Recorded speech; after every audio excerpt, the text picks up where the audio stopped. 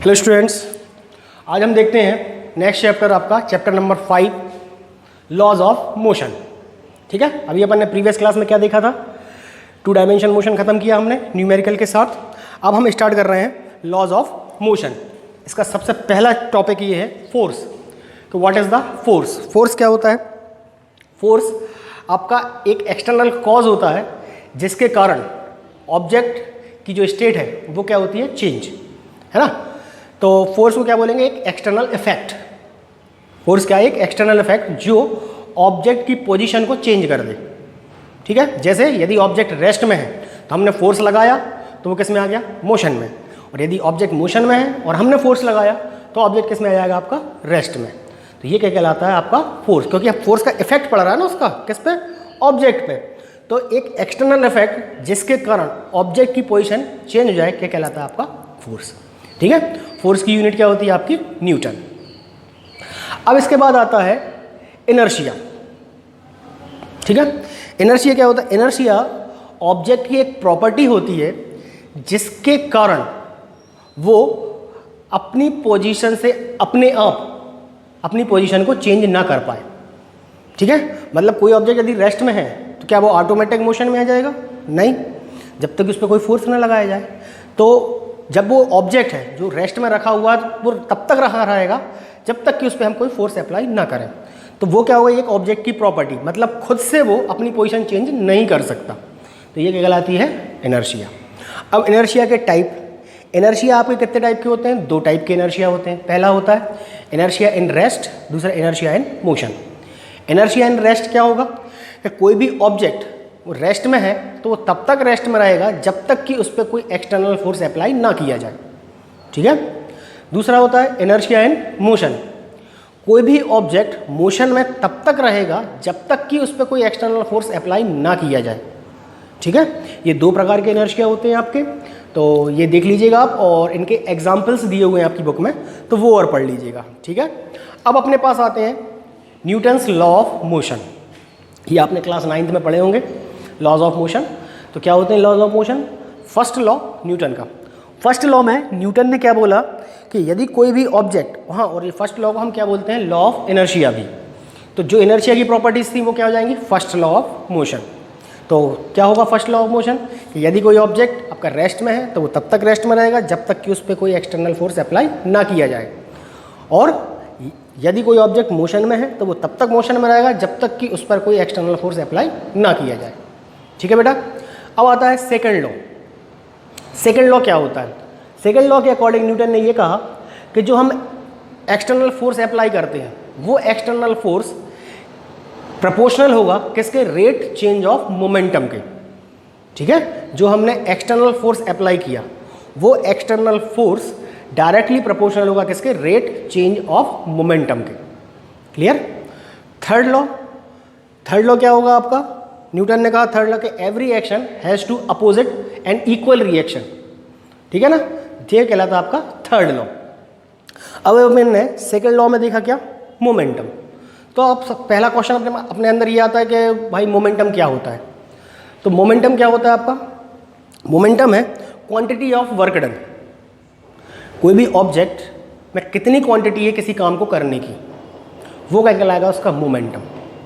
ठीक है ना, ये तो हुई आपकी फिजिक्स की अकॉर्डिंग लैंग्वेज, मतलब जनरली डेफिनेशन अपन ने। अब यदि मैथमेटिकली यदि इसका फॉर्मूला यदि देखें अपन, तो मोमेंटम इज इक्वल टू क्या होता है? P is equal to mass into velocity. ठीक है, मोमेंटम हम किससे रिप्रेजेंट करते हैं? P से, और P इज इक्वल टू क्या होगा? मास इंटू वेलोसिटी। ठीक है बेटा, तो ये कहलाता है आपका momentum.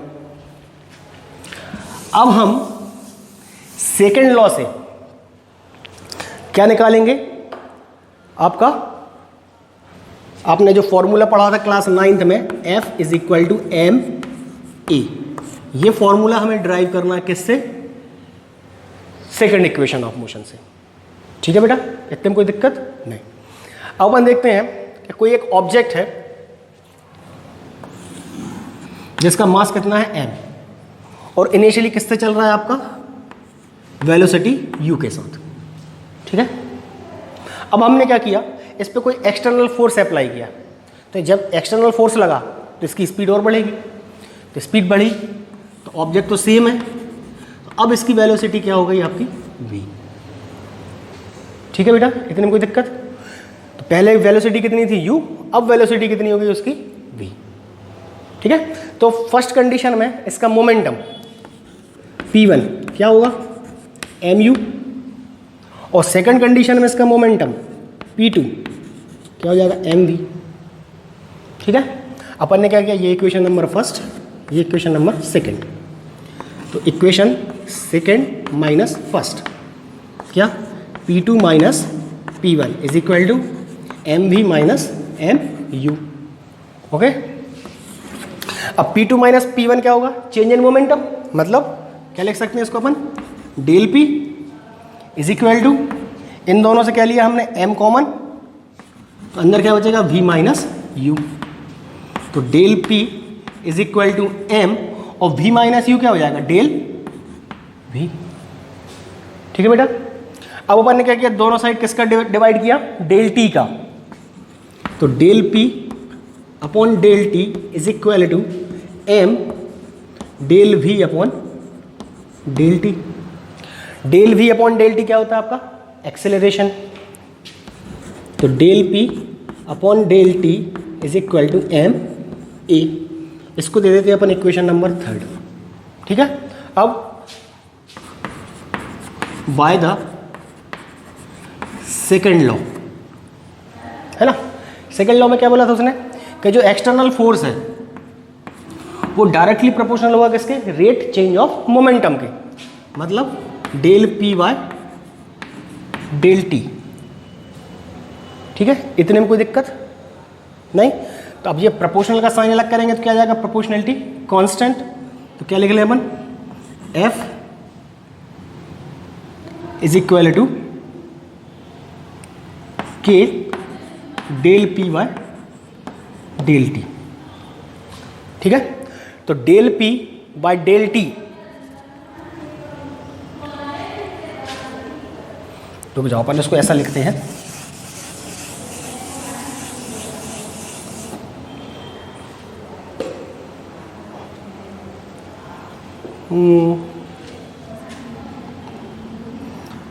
Rate change of momentum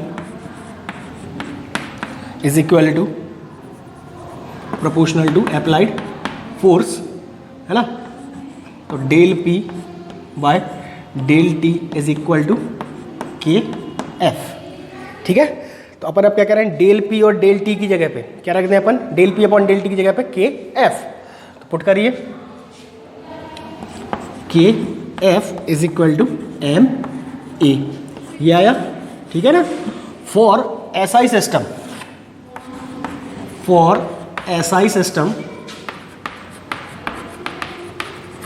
K is equal to क्या होता है आपका 1, तो F इज इक्वल टू क्या मिल जाएगा आपको MA। This is the relation F is equal to MA, जो हमने किससे ड्राइव की, सेकेंड लॉ ऑफ मोशन से। ठीक है बेटा, तो आज हमने ये सेकेंड लॉ देखा, अब नेक्स्ट क्लास में हम क्या देखेंगे, third law of motion. Okay बेटा, ठीक, थैंक यू।